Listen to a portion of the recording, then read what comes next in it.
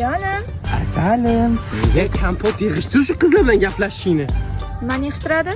Singlim sal pista qilib turing. Ha, uylanadigan qizim. Nechinchisi bu? Endi 4-inchisi. Mayli. Asalim. Bolalar anchadan beri o'tirmoqmiz a. Nimasini aytasan? Yig'ilmaganmiz qancha bo'ldi.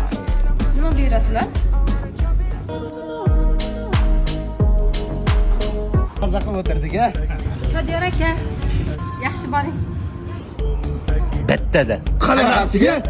Miyalang yetmaydi unga. Ana qizil kuylagingda rasm tasha, oldi ochiq bor. Qanaqa rangli ko'ylak edi? Ha, ko'zingga nima qildi? Qizlar bilan gaplashayotgandim.